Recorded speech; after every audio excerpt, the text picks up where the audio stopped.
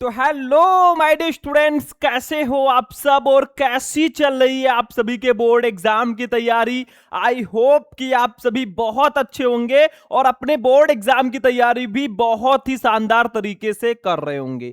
तो जितने भी हमारे स्टूडेंट इस बार हैं क्लास 10 में और जिनको 2027 बोर्ड में साइंस का पेपर देना है ना, उनके लिए आज का ये वीडियो सबसे ज्यादा इंपॉर्टेंट है, क्योंकि आज के इस वीडियो में मैं आपके लिए लेकर आया हूं क्लास 10 साइंस का एक ऐसा मॉडल पेपर ना जिससे क्वेश्चन आपके बोर्ड एग्जाम में इस बार आएंगे।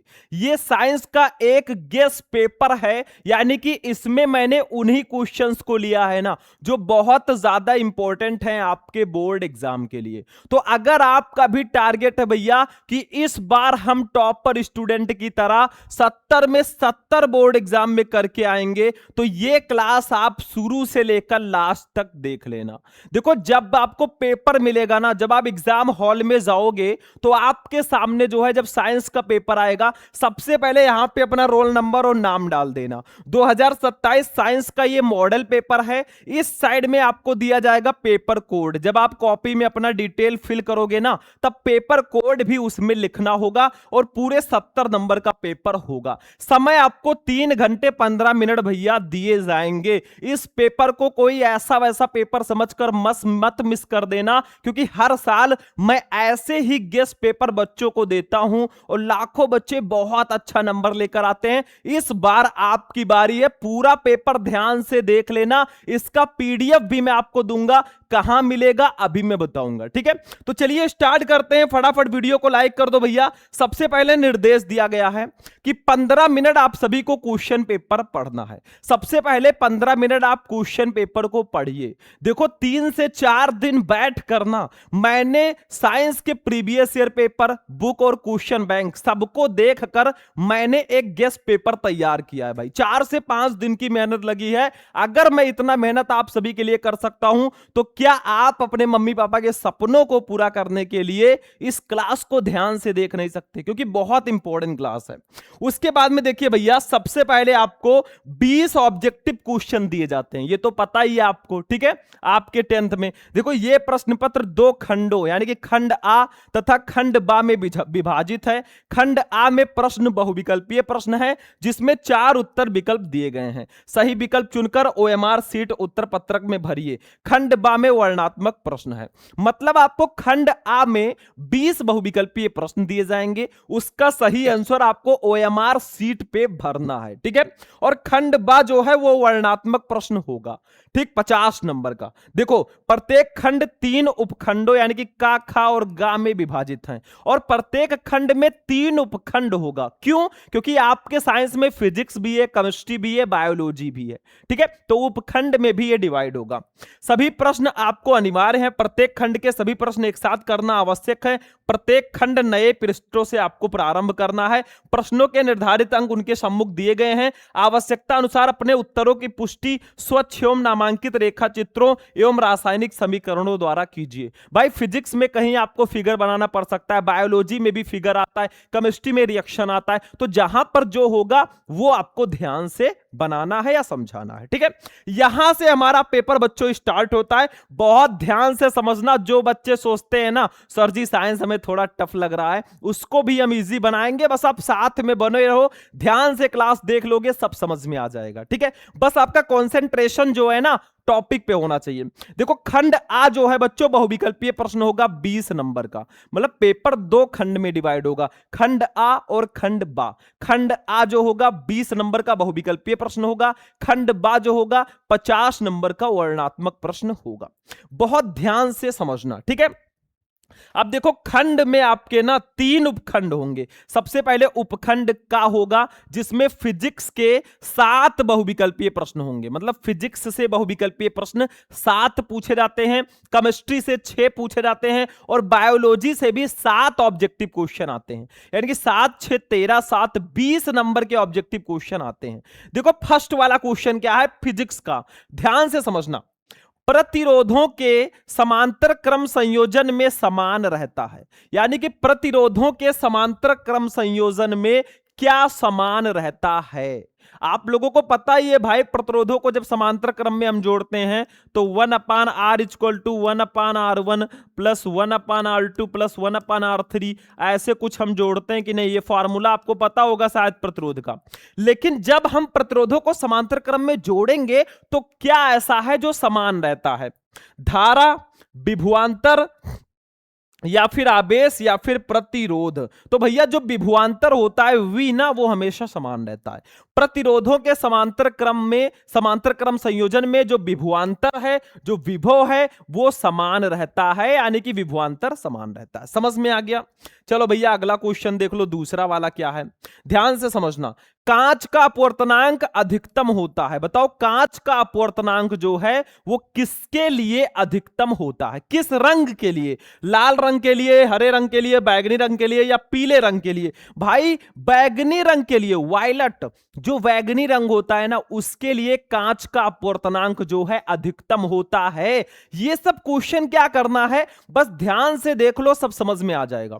बाकी जो भी क्वेश्चंस हैं जो आप लोग कमेंट करोगे ना, सारे क्वेश्चन मैं लेकर आऊंगा, ठीक। बाकी ये सी वाला ऑप्शन आपका बिल्कुल सही है। तीसरा, मनुष्य की आंखें वस्तु का प्रतिबिंब बनाती हैं। हमारी जो आंखें हैं ना, वो वस्तु का प्रतिबिंब कहां बनाती हैं? बताओ, कार्निया पर, आइरिस पर, पुतली पर या रेटिना पर? भाई हलवा है, रेटिना पर। मनुष्य की आंखें जो है वो वस्तु का प्रतिबिंब जो है रेटिना पर बनाती हैं। ये तो आपको पता ही होगा शायद, ठीक है। नहीं पता है तो अब जान लो। चलो भैया अगला देखो, 4 नंबर। एक अश्व शक्ति बराबर है, एक हार्स पावर जो है वो किसके बराबर होता है, यानी कि कितने वाट के बराबर होता है? एक हार्स पावर जो है कितने वाट के बराबर होता है? 726 वाट, 736 वाट, 746 वाट या फिर 756 वाट? तो एक अश्व शक्ति यानी कि एक हार्स पावर इक्वल टू 746 वाट। आपका सी वाला ऑप्शन बिल्कुल सही होगा। आंख बंद करके बच्चों टिक कर दो, क्योंकि ऐसे क्वेश्चन जो है ना बहुत ज्यादा इंपॉर्टेंट होते हैं और मैंने आपको आंसर भी बता दिया। चलो भैया 5 नंबर। एक गतिमान आवेश कण उत्पन्न करता है। देखो ऑब्जेक्टिव में कुछ भी नहीं है, एकदम हलवा है और मैं एकदम सिंपल तरीके से आपको समझा रहा हूं। अगर अब नहीं समझ में आया भैया तो कब समझ में आएगा? बहुत आसानी से मैं समझा रहा हूं। चलो 5वां, एक गतिमान आवेशित कण उत्पन्न करता है। क्या उत्पन्न करता है? एक गतिमान आवेशित कण जो है वो क्या उत्पन्न करता है? केवल चुंबकीय क्षेत्र, केवल विद्युत क्षेत्र, चुंबकीय व विद्युत क्षेत्र दोनों, या इनमें से कोई नहीं? भाई दोनों उत्पन्न करता है। एक गतिमान कण जो है ना, एक गतिमान आवेशित कण जो है वो विद्युत क्षेत्र और चुंबकीय क्षेत्र दोनों उत्पन्न करता है, ठीक है। बिल्कुल सिंपल सा है भाई। अगर कोई आवेश जो है वो गतिमान है ना, तो विद्युत क्षेत्र भी उत्पन्न करता है और चुंबकीय क्षेत्र भी उत्पन्न करता है। चलो भैया 6 नंबर पे आ जाओ। क्वेश्चन नंबर 6, चुंबकीय बल रेखाएं। बताओ चुंबकीय बल रेखाएं क्या नहीं करती हैं? गुण इसका क्या है? देखो, सदैव समांतर रहती हैं, एक बिंदु पर मिलती हैं, एक दूसरे को कभी नहीं काटती हैं या परस्पर काटती हैं। भैया चुंबकीय बल रेखाएं जो हैं वो एक दूसरे को कभी काटती नहीं है। सी वाला ऑप्शन आपका सही होगा, एक दूसरे को वो कभी काटेंगी नहीं, तो सी वाला ऑप्शन सही है। 7वां, उत्तल लेंस द्वारा किसी वस्तु का वास्तविक उल्टा एवं बड़ा प्रतिबिंब बनाने के लिए वस्तु को रखना चाहिए कहां? मतलब उत्तल लेंस के द्वारा किसी वस्तु का वास्तविक उल्टा एवं बड़ा प्रतिबिंब बनाने के लिए वस्तु को कहां रखना चाहिए? लेंस के फोकस पर, लेंस से 2f दूरी पर, लेंस से f तथा 2f के बीच में, या फिर 2f से अनंत के बीच में? तो इसका राइट आंसर होगा लेंस से f तथा 2f के बीच में। अगर उत्तल लेंस द्वारा किसी वस्तु का वास्तविक उल्टा एवं बड़ा प्रतिबिंब बनाना है तो उसको लेंस से f तथा 2f के बीच में रखना होगा, तब वो जो है वास्तविक उल्टा तथा बड़ा प्रतिबिंब बनेगा। तो 7 बहुविकल्पीय प्रश्न हो चुके हैं आपके फिजिक्स से बच्चा पार्टी। सिंपल सा है, सारे क्वेश्चन तैयार कर लो, इससे आसान तरीके से कोई नहीं बताएगा। चलो भैया अब उपखंड खा पे चलेंगे हम लोग, केमिस्ट्री पे। देखो ये उपखंड खा आ चुका है केमिस्ट्री। केमिस्ट्री से 6 नंबर के बहुविकल्पीय प्रश्न आते हैं। जैसे देखो 8वां, 2FeCl3 plus 2H2O plus Y that gives out 2FeCl2 plus H2SO4 plus 2HCl। रासायनिक अपक्रिया में Y क्या है, उसे क्या कहा जाता है? Y को मतलब 2FeCl3 हमें दिया गया है फेरिक क्लोराइड, ठीक है। इसका अभिक्रिया हमने जल से कराया और वाई से कराया। वाई क्या है? तो हमारा बना फेरस क्लोराइड, यानी कि क्या बना है 2FeCl2 ferrous chloride, H2SO4 sulphuric अम्ल और 2HCl बना। तो आखिर यहां पे वाई क्या है भाई? वाई क्या है? सल्फर है, H2S है, SO2 है या Cl2 है? अरे भाई थोड़ा सा आप दिमाग लगाओ, थोड़ा सा दिमाग लगाओ। यहां पे आपका क्या रहेगा? देखो S रहेगा क्योंकि यहां पे S ऑलरेडी है, तो यहां पे सल्फर डाइऑक्साइड होगा, मतलब 2FeCl3 plus 2H2O plus SO2 that gives out 2FeCl2 plus H2SO4 plus 2HCl, यानी कि Y के जगह पर आपका SO2 रहेगा, सल्फर डाइऑक्साइड रहेगा। ठीक है, तो आपका सी वाला ऑप्शन बिल्कुल यहां पे करेक्ट होगा। समझ में आ रहा है? चलो भैया 9 नंबर पे आ जाओ। उदासीनीकरण अभिक्रिया में परस्पर मिलाया जाता है। क्या मिलाया जाता है? उदासीनीकरण अभिक्रिया में भैया क्या मिलाया जाता है? अम्ल एवं क्षार को, क्षार एवं क्षारीय लवण को, अम्ल एवं अम्लीय लवण को, या फिर अम्ल एवं जल को। इसका राइट आंसर होगा अम्ल एवं क्षार को। उदासीनीकरण अभिक्रिया में अम्ल एवं क्षार को परस्पर मिलाया जाता है। यह आपका ए वाला ऑप्शन बिल्कुल सही है। 10 नंबर, मैट में मुख्यतः होता है। मैट में क्या पाया जाता है? FeS, Cu2S, Cu2S तथा FeS, या फिर Cu2S तथा Fe2S3। तो इसका राइट आंसर होगा बच्चों आपका सी वाला ऑप्शन। मैट में मुख्यतः जो है Cu2S तथा FeS पाया जाता है। आपका सी वाला ऑप्शन बिल्कुल सही होगा।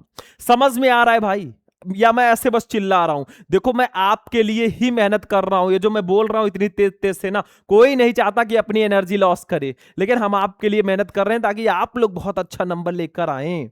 ठीक है, आप लोग टॉपर बनकर आए। चलो अगला क्वेश्चन देखो, फटाफट वीडियो को सारे बच्चे लाइक करते हुए चलेंगे। 11 नंबर क्वेश्चन पे आ जाओ बच्चों। निम्नलिखित में सजातीय युग्म है, बताओ इसमें से सजातीय युग्म कौन सा है? कौन सा है? नाम से ये स्पष्ट है। देखो CH4OH और C2H4, CH3Cl और CH3OH, CH3OH और C3H7OH, या फिर HCHO और CH3NH2। तो भाई सिंपल है, आप देखिए इसमें जो है OH इसमें भी है, इसमें भी OH है। इसमें देखिए OH है, इसमें नहीं है। इसमें आपका OH है, इसमें नहीं है। इसमें आपका CHO है, इसमें नहीं है। सजातीय का मतलब एक समान, एक समान जो फंक्शनल ग्रुप है। तो ये आपका मेथिल अल्कोहल और ये प्रोपिल अल्कोहल का है, यानी कि ये सजातीय श्रेणी है क्योंकि इसके दोनों कंपाउंड में OH और OH फंक्शनल ग्रुप है, यानी कि अल्कोहल ये दोनों हैं, तो ये सजातीय युग्म होंगे।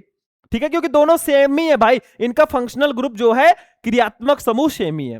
12 नंबर, निम्नलिखित में अल्काइन है, बताओ इसमें से अल्काइन कौन सा है? C3H8, C4H10, C3H6 या C3H4? अरे भाई अल्काइन क्या होता है? CnH2n -2, यही तो अल्काइन होता है। तो इसमें से कौन सा अल्काइन होगा भैया? समझ जाओ आप।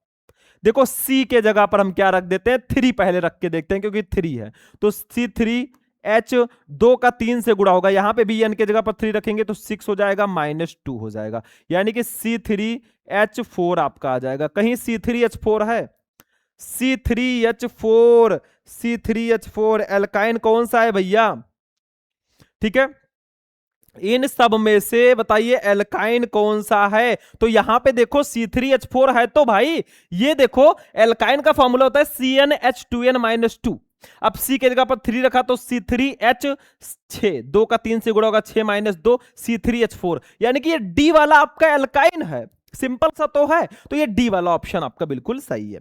चलो भैया आप चलते हैं 13 नंबर क्वेश्चन पे आ जाओ। जल को जीवाणु रहित बनाने के लिए उपयोगी है, बताओ जल को जीवाणु रहित बनाने के लिए किसका उपयोग किया जाता है? धावन सोडा, बेकिंग पाउडर, फिटकिरी या बिरंजक चूर्ण? अरे भाई बिरंजक चूर्ण का यूज किया जाता है। फॉर्मूला हो जाएगा आपका CaOCl2 कैल्शियम हाइपोक्लोराइड या कैल्शियम ऑक्सीक्लोराइड, ये तो आपने पढ़ा होगा ना। तो जल को जीवाणु रहित बनाने के लिए बिरंजक चूर्ण यानी कि CaOCl2 का यूज किया जाता है। That's a simple. ठीक है, तो आपके 6 क्वेश्चन आपके केमिस्ट्री के भी हो चुके हैं, 13 क्वेश्चन हो गए मेरे भाई। अब आपके 7 क्वेश्चन रहेंगे बायोलॉजी के भी। चलो भैया उपखंड गा पे हम लोग चलेंगे। उपखंड गा देखो 14 नंबर, पादप में जाइलम उत्तरदायी है। पादप में यानी कि पौधों में जाइलम का क्या कार्य होता है, जाइलम किस लिए यूज में आता है, क्यों उत्तरदायी होता है? देखो, जल के वहन में, भोजन के वहन में, अमीनो अम्लों के वहन में, ऑक्सीजन के वहन में। तो जा से जाइलम और जा से जल के वहन में। तो आपका ए वाला ऑप्शन सही है। पौधों में जो जाइलम है वो जल के वहन में उपयोगी है, यानी कि जल को एक दूसरे से, एक जगह से दूसरी जगह पर स्थानांतरित करता है, जाइलम का काम है। 15 नंबर, केवल न्यूक्लिक अम्ल तथा प्रोटीन्स के बने होते हैं। इसमें से कौन है जो केवल न्यूक्लिक अम्ल और प्रोटीन के बने होते हैं? जीवाणु, क्लोरोप्लास्ट, विषाणु या प्रायांश? तो इसका राइट आंसर होगा विषाणु। जो विषाणु है ना, जो वायरस है, ये केवल न्यूक्लिक अम्ल और प्रोटीन्स के बने होते हैं। सी वाला ऑप्शन आपका बिल्कुल सही है, आंख बंद करके टिक कर दो। चलो भैया अगला क्वेश्चन देख लो, 16 नंबर। निम्नलिखित में से कौन मानव में मादा जनन तंत्र का भाग नहीं है? इसमें से कौन सा अंग है जो मनुष्य में मादा जनन तंत्र का भाग नहीं है? अंडाशय, गर्भाशय, शुक्रवाहिका या डिंबवाहिनी? भाई अंडाशय तो महिलाओं में पाया जाता है, गर्भाशय भी होता है, डिंबवाहिनी भी होता है, शुक्रवाहिका तो पुरुषों में पाया जाता है ना। तो ये मादा जनन तंत्र का भाग नहीं है शुक्रवाहिका। ठीक है, तो सी वाला ऑप्शन आपका बिल्कुल सही होगा, आंख बंद करके टिक कर दो। 17 नंबर देखो, एक द्विसंकर का दर्श प्रारूप है। जो द्विसंकर होता है, डाई हाइब्रिड क्रॉस होता है अनुवांशिकी चैप्टर में, बताओ उसका रेशियो क्या है? 1:2:1, 2:1:1:1:2, 9:3:3:1 या फिर 3:1? अरे भाई सी वाला ऑप्शन सही है। एक द्विसंकर का दर्श प्रारूप जो है वो 9:3:3:1 है, यानी कि सी वाला ऑप्शन आपका बिल्कुल सही है।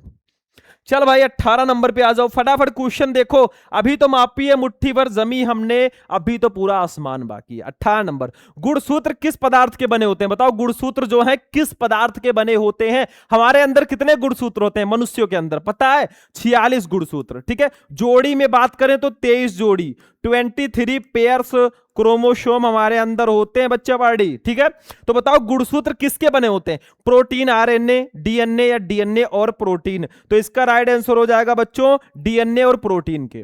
गुणसूत्र जो है वो डीएनए यानी कि डीऑक्सीराइबोस न्यूक्लिक एसिड और प्रोटीन के बने होते हैं। आपका डी वाला ऑप्शन बिल्कुल सही है। 19 नंबर, एटीपी तथा NADP2H का निर्माण होता है, कहां पे होता है? माइटोकॉन्ड्रिया में, क्लोरोप्लास्ट में, पेराक्सीसोम्स में या लाइसोसोम्स में? बताओ फटाफट बताओ आप लोग। एटीपी तथा NADP2H का निर्माण कहां होता है? तो ये क्लोरोप्लास्ट में होता है। आपका बी वाला ऑप्शन जो है बच्चों यहां पे बिल्कुल सही होगा। तो 19 का बी वाला ऑप्शन आंख बंद करके टिक करना, OMR सीट पे जाके फिल कर देना, काम खत्म है। चलो 20 नंबर पे आ जाओ। मुकुलन पाया जाता है, मुकुलन किस में पाया जाता है? प्लेनेरिया में, हाइड्रा में, लस्मानिया में या इन सभी में? भाई हाइड्रा में मुकुलन होता है, हाइड्रा में मुकुलन की प्रक्रिया पाई जाती है। हो गया भाई 7 क्वेश्चन आपके बायो का भी, यानी कि टोटल 20 क्वेश्चन आपका कंप्लीट हो गया है भैया। खंड आ बहुविकल्पीय प्रश्न के 20 क्वेश्चन आपके कंप्लीट हैं। अब चलेंगे भैया खंड बा वर्णात्मक प्रश्नों में 50 नंबर के आते हैं, कैसे मिस कर देंगे? तो चलिए अब हम खंड बा को देखते हैं। तो अब देखिए स्टूडेंट, चलते हैं भैया वर्णात्मक प्रश्नों पे। खंड बा वर्णात्मक प्रश्न में भी भैया 50 नंबर के टोटल आएंगे, और इसमें सबसे पहले उपखंड का होगा। फिजिक्स के क्वेश्चन सबसे पहले रहेंगे, और आपकी जानकारी के लिए बता दूं 4 यानी कि 3 लघु उत्तरीय प्रश्न रहेंगे 12 नंबर के, और एक 6 नंबर का दीर्घ उत्तरीय प्रश्न रहेगा, यानी कि 18 नंबर का ये आएगा। 18 नंबर का खंड बा में फिजिक्स आता है, उपखंड का में, और 7 नंबर का ऑब्जेक्टिव, यानी कि 25 नंबर का फिजिक्स रहेगा, ऑब्जेक्टिव और वर्णात्मक मिलाकर। तो देखो फर्स्ट वाला, 15 सेंटीमीटर फोकस दूरी के किसी उत्तल दर्पण से कोई बिंब 10 सेंटीमीटर की दूरी पर रखा है। प्रतिबिंब की स्थिति तथा प्रकृति ज्ञात कीजिए। 4 नंबर क्वेश्चन बहुत इंपॉर्टेंट है। देखो अब मैं इसका सॉल्यूशन अभी नहीं दूंगा भाई, इसका सॉल्यूशन मैं तब दूंगा जब इस वीडियो को ज्यादा से ज्यादा लाइक करके आप लोग कमेंट करेंगे फुल सॉल्यूशन, तो इसका सॉल्यूशन मैं ले आऊंगा। दूसरा, बायो-सेवर्ट का नियम लिखिए, बहुत इंपॉर्टेंट है। नियम कोई भी हो आपके फिजिक्स में, सारे नियम तैयार कर लेना। तीसरा देखो भैया, 1 घंटे में 50 वोल्ट विभवांतर से 96,000 कूलाम आवेश को स्थानांतरित करने में उत्पन्न ऊष्मा का परिकलन कीजिए। 4 नंबर, यानी कि 4 नंबर के 3 लघु उत्तरीय प्रश्न हो गए बच्चों, 12 नंबर आपको प्राप्त हो जाएगा। अब चलते हैं भैया हम लोग दीर्घ उत्तरीय प्रश्नों में। चौथा क्वेश्चन देखो, 1 मीटर लंबाई के एक धारावाही चालक में 1 एम्पीयर की धारा प्रवाहित हो रही है। इसे 2 न्यूटन प्रति एम्पीयर मीटर के चुंबकीय क्षेत्र में रखा गया है। धारावाही चालक पर कार्यकारी बल की गणना कीजिए यदि चालक क्षेत्र के लंबवत है, चालक क्षेत्र के समांतर है, चालक क्षेत्र की दिशा से 60 डिग्री का कोण बना रहा है। बस इसको समझाना है भैया, तब आपको 6 नंबर जाकर मिल जाएगा। नहीं पता तो इसमें अथवा लगा रहेगा, दूसरा कर सकते हो। देखो, चुंबकीय क्षेत्र में स्थित धारावाही चालक पर लगने वाले बल का सूत्र प्राप्त कीजिए, डेरिवेशन है, ये आप कर सकते हो भाई। आपका 6 नंबर यहां फिक्स है। यानी कि टोटल 12 नंबर का लघु उत्तरीय, 6 नंबर का दीर्घ उत्तरीय, 18 नंबर फिजिक्स से आपके पूछे जाएंगे। अब चलेंगे उपखंड खा पे, ठीक है। ये देखो उपखंड खा, इसमें भी 4 नंबर यानी कि 8 नंबर के आपके लघु उत्तरीय प्रश्न आएंगे। 2 क्वेश्चन इसमें आएंगे, ठीक है। और आपका 6 नंबर का होगा क्या, 6 नंबर का होगा आपका दीर्घ उत्तरीय प्रश्न, यानी कि टोटल 14 नंबर। और 6 नंबर का बहुविकल्पीय था। 20 नंबर का टोटल केमिस्ट्री से क्वेश्चन आता है। देखो 5वें का फर्स्ट, निम्नलिखित समीकरणों को संतुलित कीजिए। Carbon dioxide plus H2O that gives out C6H12O6 glucose plus O2 plus H2O। इसको संतुलित करना है भाई, दोनों तरफ मॉलिक्यूल बराबर होना चाहिए। समीकरण कैसे संतुलित करते हैं उस पर भी मैं एक बहुत अच्छा क्लास लाने वाला हूं। बी देखो, Cu2S plus O2 that gives out Cu2O plus SO2। फिर MnO2 plus HCl that gives out MnCl2 plus H2O plus Cl2। फिर D Fe plus H2O plus that gives out Fe3O4 plus H2। मतलब इनको संतुलित करना है भाई, दोनों तरफ ना मॉलिक्यूल बराबर होने चाहिए। जैसे यहां पे Fe है, 1 है, इधर 3 है, तो इसको संतुलित करो ना कि दोनों तरफ बराबर हो भाई, समानता का अधिकार हो। ये आप कर लीजिए। नहीं, दूसरा वाला देखिए 6, ब्लीचिंग पाउडर यानी कि विरंजक चूर्ण का रासायनिक नाम और सूत्र लिखिए। क्या होता है जब इसे हवा में खुला छोड़ा जाता है। ब्लीचिंग पाउडर के 2 उपयोग भी लिखिए। 4 नंबर भाई, तो 4 नंबर के 2 क्वेश्चन हो गए ना। 8 नंबर आपको मिल जाएगा भैया लघु उत्तरीय प्रश्नों का। इसके बाद में दीर्घ उत्तरीय में आ जाओ। 7 नंबर, अयस्क के सांद्रण से आप क्या समझते हैं। अयस्क के सांद्रण की मुख्य विधियों का वर्णन कीजिए। 6 नंबर। अथवा लगा है भैया, रासायनिक अभिक्रिया किसे कहते हैं, ये कितने प्रकार की होती है, प्रत्येक को उदाहरण सहित समझाइए। 6 नंबर। दोनों में से कोई एक कर दो, आपका 6 नंबर इधर भी फिक्स है। यानी कि टोटल 8 और 6 14 नंबर, ठीक है। और ऑब्जेक्टिव लेकर 20 नंबर टोटल केमिस्ट्री से। उपखंड गा है बायोलॉजी। बायोलॉजी और फिजिक्स की भाई टक्कर है, दोनों सेम नंबर के आते हैं, ठीक है। देखो 3 लघु उत्तरीय प्रश्न रहेंगे उपखंड गा में। देखो आमाशय किसे कहते हैं, उसके 3 प्रमुख कार्य लिखिए। 4 नंबर। गर्भ निरोधन की विभिन्न विधियां कौन सी है। 4 नंबर। और स्वपरागण के लिए आवश्यक अनुकूलन तथा इनके अनुकूल तथा इनके लाभ एवं हानि लिखिए। 4 नंबर। यानी कि 4 गुणे 3 12 नंबर के आपके लघु उत्तरीय प्रश्न रहेंगे भैया। कितने नंबर, 12 नंबर के। टेंशन मत लेना, इन सब को मैं अलग अलग क्लासेज में विथ आंसर आपको बताऊंगा, उसके लिए आप बेफिक्र रहिए, बस आप लोग सपोर्ट बनाए रखें। फिर एक 6 नंबर का दीर्घ उत्तरीय रहेगा। देखो 11 नंबर पे, मुख से लेकर आमाशय तक होने वाली पाचन क्रिया को प्रभावित करने वाले विकारों यानी कि एंजाइम के कार्यों का उल्लेख कीजिए। नहीं पता तो अथवा लगाए। यकृत के कार्यों का उल्लेख कीजिए। भाई लीवर के कार्य क्या है, what is the function of liver. Liver बहुत इंपॉर्टेंट है, हमारे शरीर में लीवर जो है महत्वपूर्ण अंग है, तो इस पर आपको टिप्पणी पूरा कार्य बताना है, ठीक है। तो ये पूरा 70 नंबर का हमारा साइंस का पेपर हो जाएगा। लेकिन सबसे इंपॉर्टेंट बात मैं बता दूं भैया कि आपके फिजिक्स से 25 नंबर के क्वेश्चन रहेंगे, केमिस्ट्री से 20 नंबर के और बायोलॉजी से 25 नंबर के, ठीक है। यानी कि टोटल आपके 70 नंबर, 25 25 50 20 70 नंबर का पूरा पेपर मैंने समझा दिया, ठीक है। तो ऐसा कुछ आपका बोर्ड में पेपर आने वाला है, टेंशन मत लेना। सारे आंसर मैं आपको आगे आगे बताता चलूंगा। इस वीडियो को आप लोग जाते जाते लाइक कर देना, क्योंकि हमारा क्लास फिनिश हो चुका है। और चैनल पर नए हो तो चैनल को भी सब्सक्राइब कर लेना। बाकी चलते हैं, फिर आपसे मिलेंगे किसी नेक्स्ट वीडियो में नेक्स्ट इंपॉर्टेंट टॉपिक के साथ। तब तक के लिए जय हिंद।